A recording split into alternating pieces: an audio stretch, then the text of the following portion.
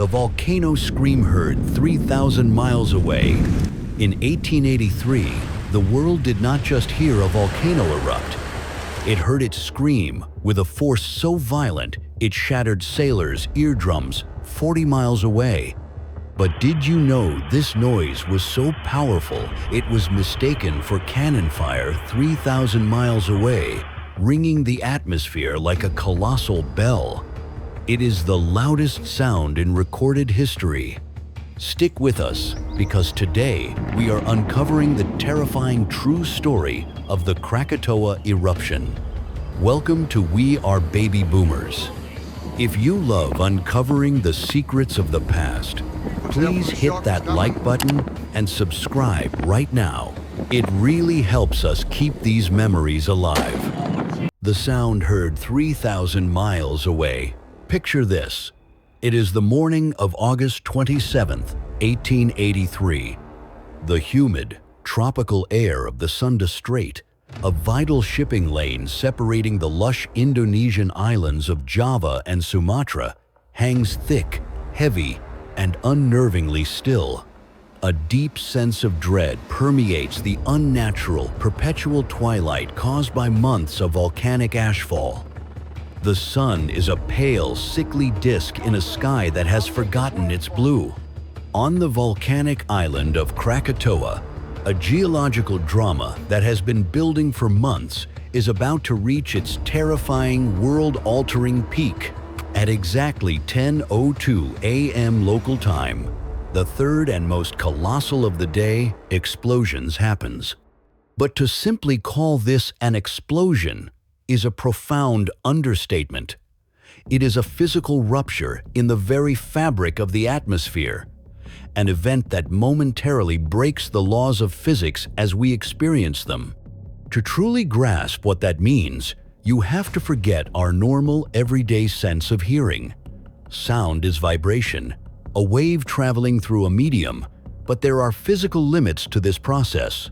A commercial jet engine roaring to life from 100 feet away is a painful 150 decibels. The human threshold for acute pain and immediate, permanent hearing damage begins around 130. Scientific estimates, based on barometric readings taken at a distance, place the Krakatoa blast at an almost incomprehensible level, 100 miles from the eruption. The sound was measured at an incredible 172 decibels. That is so far beyond the scale of human experience, it is physically hard to imagine. But even that staggering number fails to tell the complete story, because at the source, the physics of sound itself broke down completely. Estimates for the sound pressure level at the epicenter range up to an impossible 310 decibels. At approximately 194 decibels, a sound wave ceases to be a vibration you simply hear and becomes a shockwave, a moving wall of overpressurized gas that carries raw, kinetic force. Krakatoa did not just pass that limit, it utterly obliterated it, creating a blast so powerful it would be physically silent at its point of origin, for it was no longer a wave traveling through the air, but the air itself moving as a singular, destructive front. For anyone unlucky enough to be nearby, it was not a sound at all. It was a tangible force, a pressure wave so intense it would feel like being punched through the chest, stomach, and skull by an invisible, impossibly large giant. Aboard the British ship Norham Castle, located a perilous 40 miles from the dying island, the captain logged the event with chilling, breathtaking finality. So violent are the explosions that the eardrums of over half my crew have been shattered. My last thoughts are with my dear wife. I am convinced that the day of judgment has come. The pressure was so extreme that a gasometer gauge in Batavia, modern-day Jakarta, a full 100 miles distant, rocketed past its maximum reading. registering a pressure spike of over 2.5 inches of mercury before the needle was violently bent out of shape. In towns up to 100 miles away, thick brick walls cracked under the strain, and windows shattered into a million pieces as if struck squarely by a battering ram. This auditory apocalypse then began its impossible journey across the face of the planet. The shockwave, moving at a blistering speed of over 675 miles per hour, raced outward across the globe. Nearly 4 hours after the explosion, on the island of Rodrigues, a tiny, remote speck in the Indian Ocean near Mauritius, the unthinkable happened. The locals were jolted from their daily routines by a sound they could only describe as the distant roar of heavy guns. They were almost 3,000 miles away from Krakatoa. The sound had crossed an entire ocean to reach them. In Perth, Western Australia, over 1,900 miles away, residents heard what they too mistook for artillery fire, causing considerable alarm. In Alice Springs, a location deep in the desolate, empty heart of the Australian interior, the sound was still clearly audible as a series of dull, mysterious booms, some 2,200 miles from its source. But the pressure wave, the silent ghost of the sound, continued its journey long after the noise became too faint for human ears to detect. Barometers, the sensitive scientific instruments that measure atmospheric pressure, went haywire in city after city across the globe. For 5 straight days, weather stations in 50 global centers, from New York to London to Tokyo, recorded bizarre rhythmic spikes in pressure. These spikes arrived with an uncanny, clockwork regularity, hitting roughly every 34 hours, which scientists quickly calculated was the precise time it takes for a sound wave to circumnavigate the entire Earth. The analysis of this data was stunning and unprecedented. The pressure wave from Krakatoa had circled the planet at least 3.5 times. It traveled from the volcano to its exact opposite point on Earth, the Antipodes over Colombia, and then reflected back again and again, ringing the entire atmosphere like a colossal planetary bell. For the very first time in human history, a global disaster was being reported in near real time, thanks to the recently laid international network of submarine telegraph cables. Dispatches flew from port to port, describing the mysterious cannon fire and the strange, inexplicable pressure surges. Back in London, the Royal Society, a venerable institution of science, began painstakingly compiling these fragmented and confusing accounts, quickly realizing that something unprecedented had occurred. They established the Krakatoa Committee, which would spend the next 5 years collecting and analyzing data from every corner of the globe. An early and extraordinary example of what we would now call scientific crowdsourcing.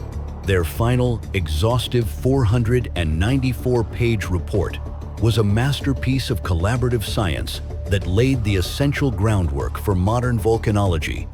But as the scientists in London calmly collated their data, the people of Java and Sumatra were facing a horror far more immediate and visceral.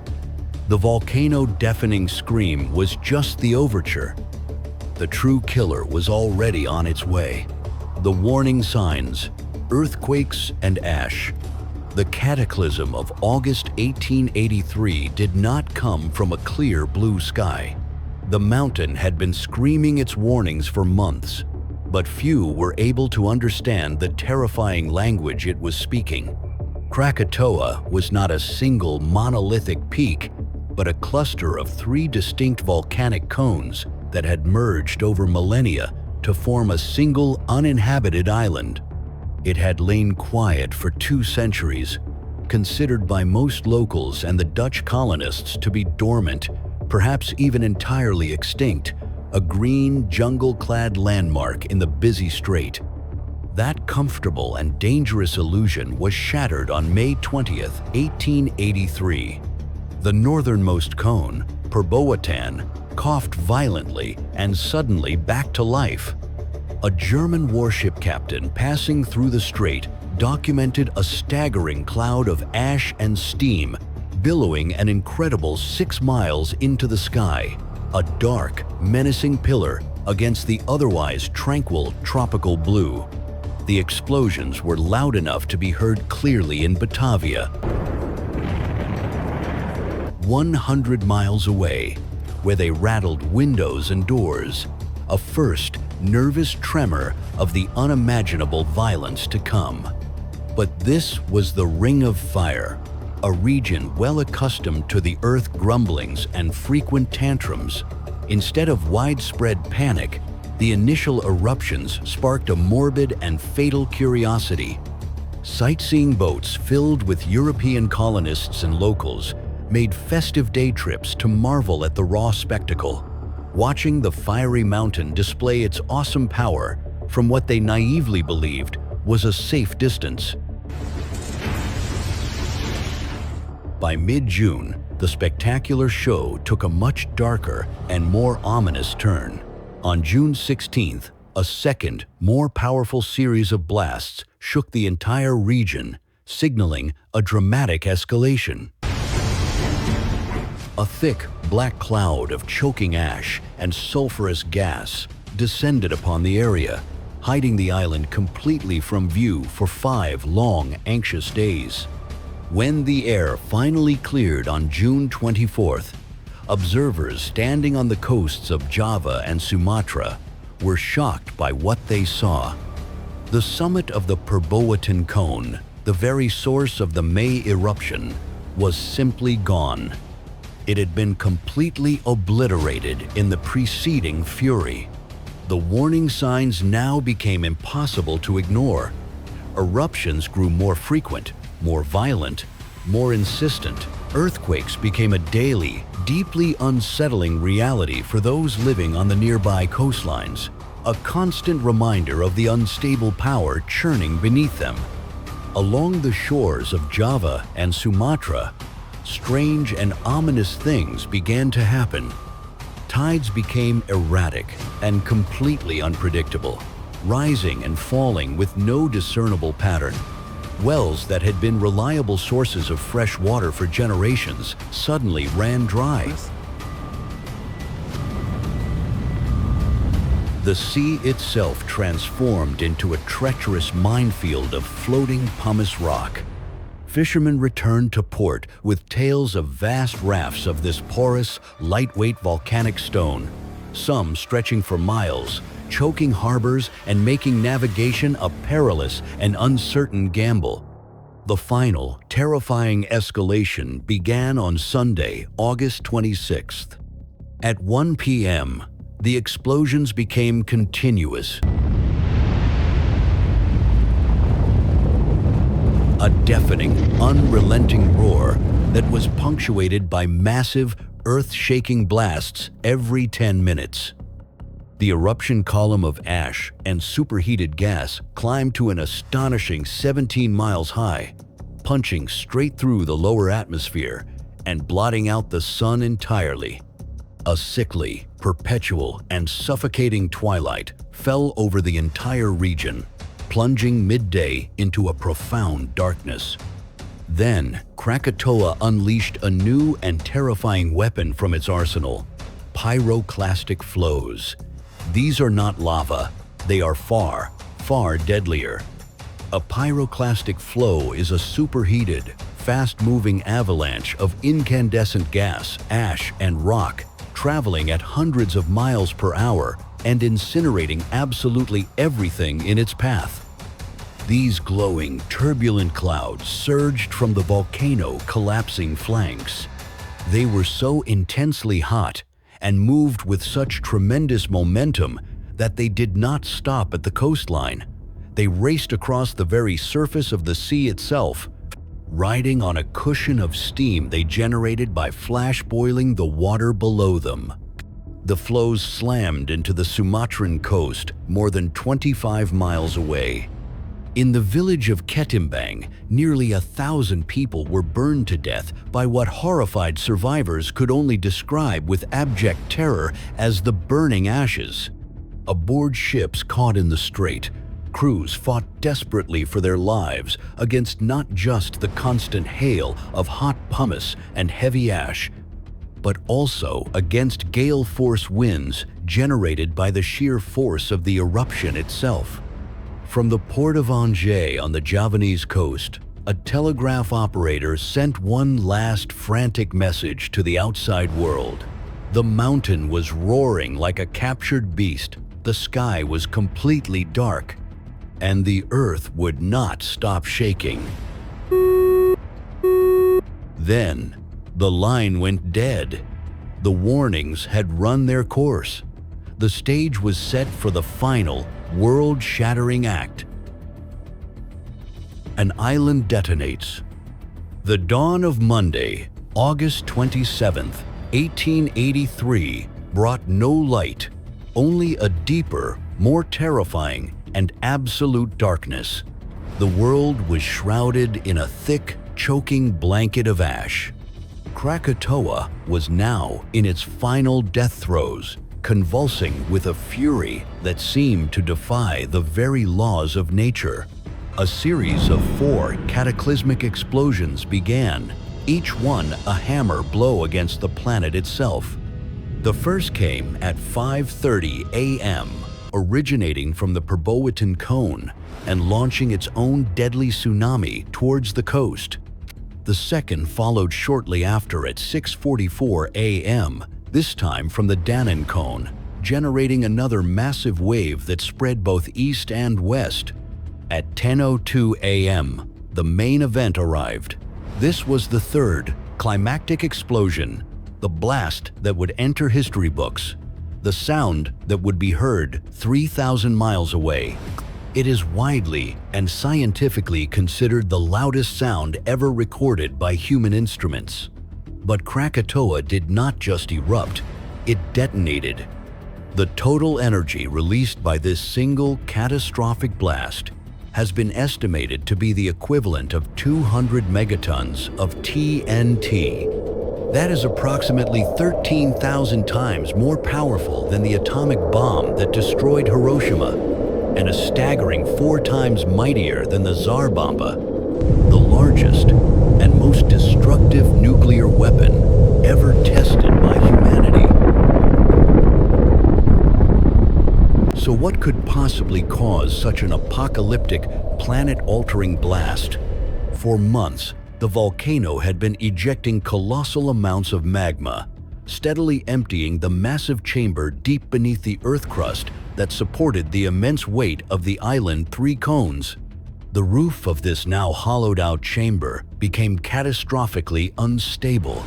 It simply could no longer bear the immense weight of the island resting above it. With a tectonic groan that must have shaken the very foundations of the world, it gave way. Most of the island, the entire peaks of Perbowitan and Danann, and the northern half of the main Rakata cone, collapsed directly into the void. In a matter of terrifying moments, over 2/3 of the island, nearly 5 cubic miles of solid rock, simply ceased to exist, plunging into the fiery heart of the earth. This catastrophic collapse acted like a giant piston on a planetary scale. As the vast mass of the island plunged downward into the abyss, it allowed thousands upon thousands of tons of cold seawater to pour directly into the now exposed, superheated magma chamber below. The result was a frito-magmatic explosion of almost unimaginable scale, a titanic steam blast that instantaneously vaporized rock and water alike, unleashing all of its contained energy in a single, violently upward burst.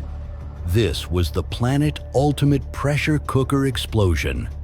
The eruptive column of pulverized rock, ash, and gas was blasted to an estimated height of 50 miles, punching through the troposphere, past the stratosphere, and deep into the mesosphere, the very edge of space. An area of 300,000 square miles was plunged into absolute suffocating darkness that lasted for more than 2 days. On the neighboring island of Sebesi, just 8 miles from Krakatoa, pyroclastic flows from this final blast swept over the entire landmass, burying it completely in superheated ash. There were no survivors among its 3,000 inhabitants. The volcano had not blown itself apart in an outward explosion in the way we might imagine. It had committed a form of geological suicide, collapsing into the empty magma chamber and forming a vast underwater crater, or caldera, over 4 miles wide and hundreds of feet deep. This final act of suicidal subsidence expelled nearly 21 cubic kilometers of rock, ash, and pumice into the atmosphere. The pressure wave slammed the planet. The sound screamed across entire oceans. And in the Sunda Strait, the island final, violent collapse had triggered the deadliest consequence of all.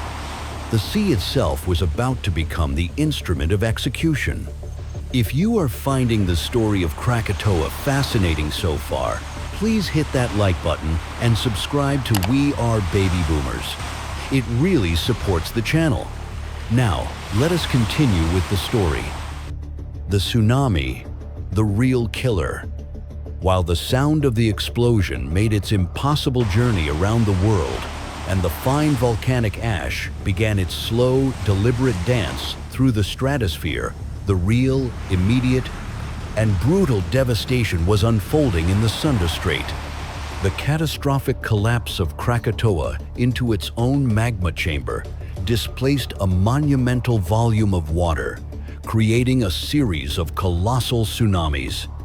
These waves, born from the island's violent death, would ultimately claim over 90% of the eruption total death toll, which is conservatively estimated at 36,417 people. Within an hour of the 10:02 a.m. blast, towering walls of water, pitch black with ash and heavy with debris, reached the heavily populated coasts of western Java and southern Sumatra.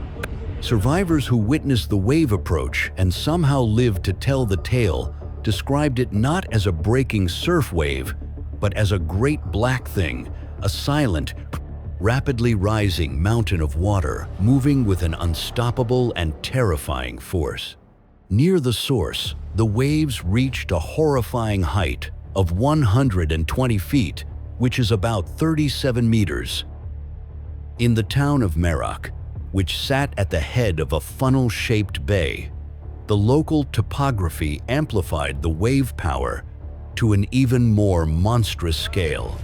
One wave was recorded as being up to 151 feet high, as tall as a modern 15-story building, an unimaginable wall of destruction blotting out the sky. The devastation was absolute, swift, and completely indiscriminate.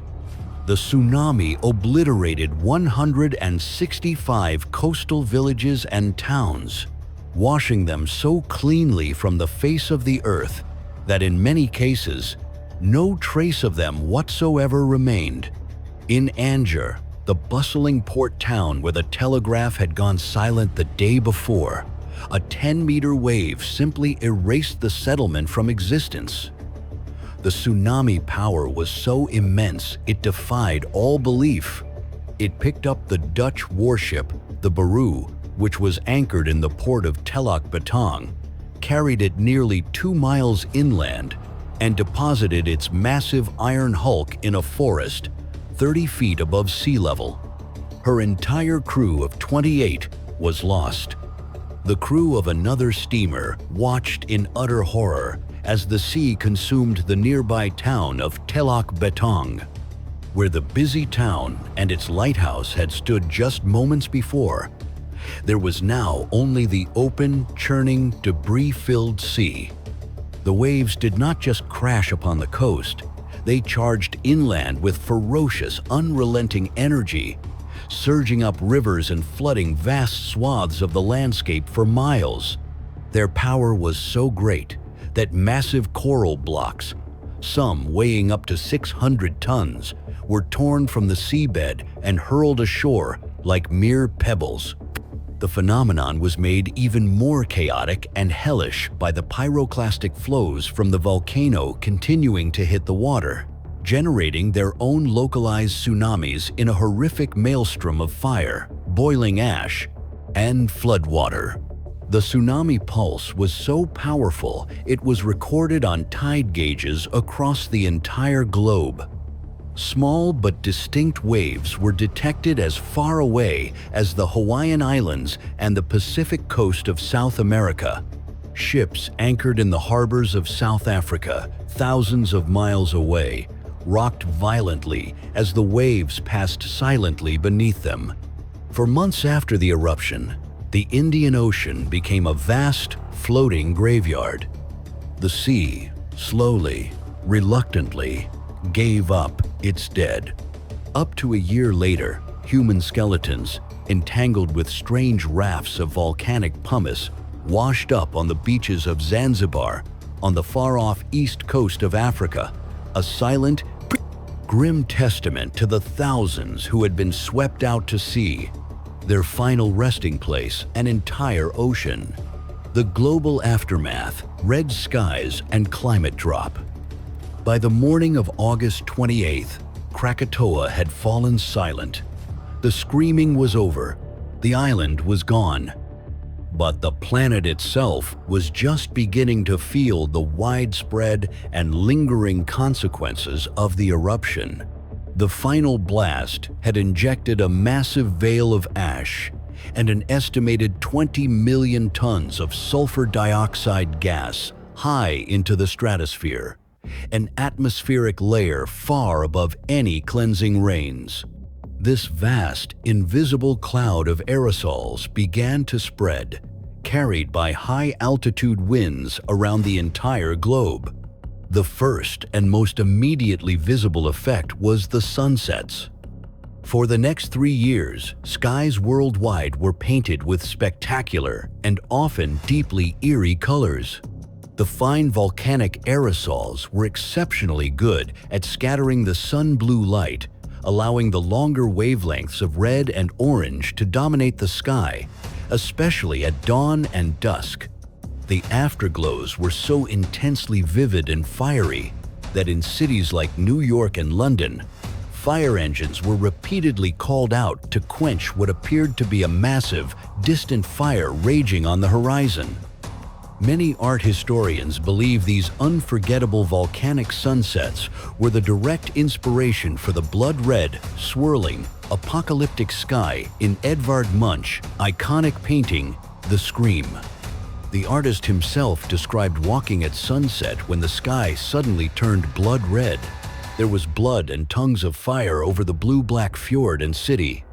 The eruption also created other bizarre optical phenomena, like a strange, shimmering halo around the sun known as a bishop ring, and at times caused the moon to appear blue or even green to bewildered observers across the planet. But this atmospheric veil had a far more serious and profound impact than just pretty skies. The globe-spanning layer of sulfuric acid aerosols acted like a planetary sunshade, reflecting a portion of incoming sunlight back into space before it could warm the surface. As a result, global temperatures dropped. In the year following the eruption, the average temperature in the northern hemisphere fell by as much as 1.2 degrees Celsius. This volcanic winter effect disrupted weather patterns for up to 5 years, causing unseasonably cool summers, harsh winters, and altering critical monsoon seasons, impacting agriculture and food supplies worldwide. Back in the Sunda Strait, the geography itself had been permanently and violently rewritten. Over 70% of the island of Krakatoa was gone, replaced by an underwater caldera more than 300 meters deep. The surrounding islands were buried under a thick, sterile blanket of superheated ash and pumice, in some places up to 200 feet deep. All life, every plant, every insect, every bird was extinguished in a flash of heat and pressure. One devastated area on the coast of Java was deemed so completely and utterly destroyed that it was never repopulated. It was allowed to revert to jungle and is now the protected Ujung Kulon National Park. The 1883 eruption of Krakatoa became a watershed moment for science. It provided the first real, undeniable proof of high-altitude wind systems, what we now know as the jet stream, and offered invaluable, hard-won insights into how a single volcanic eruption can profoundly influence the global climate.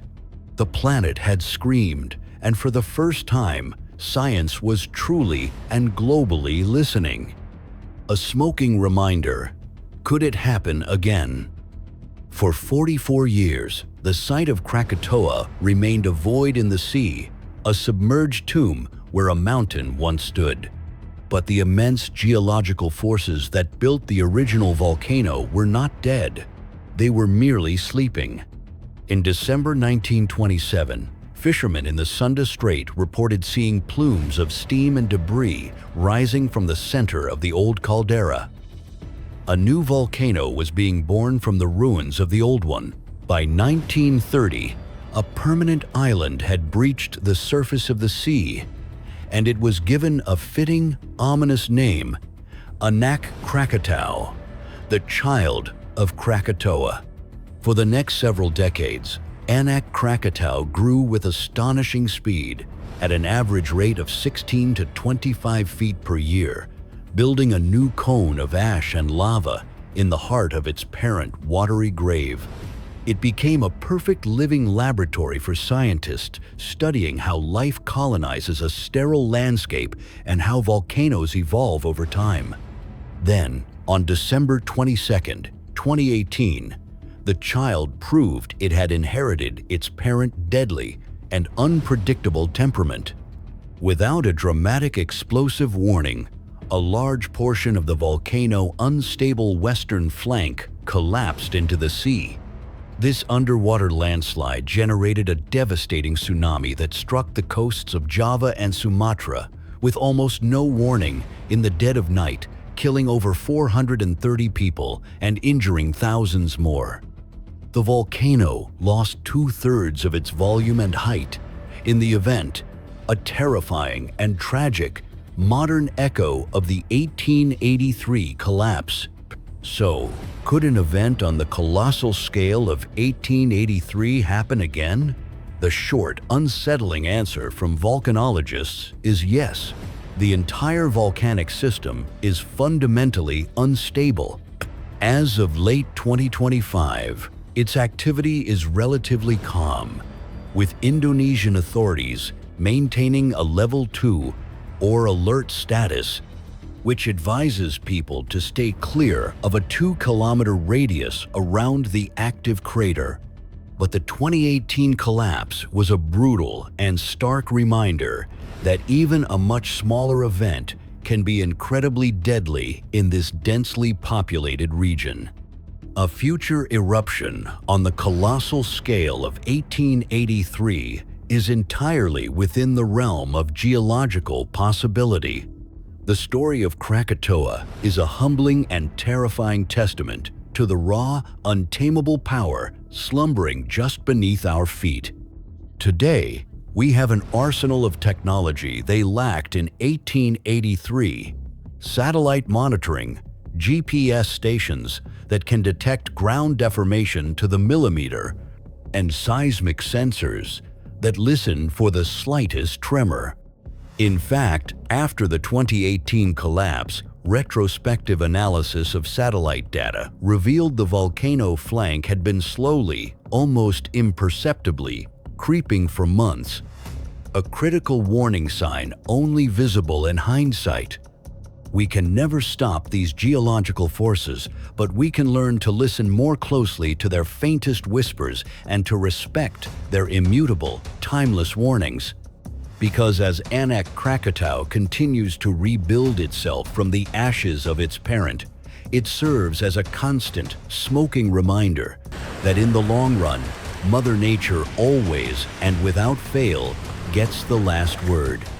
What other natural disasters have had consequences that rippled across the entire globe? Let us know your thoughts in the comments below. If you found this story of geological power as fascinating as we did, please hit the like button and subscribe to We Are Baby Boomers for more deep dives into the events that shaped our world.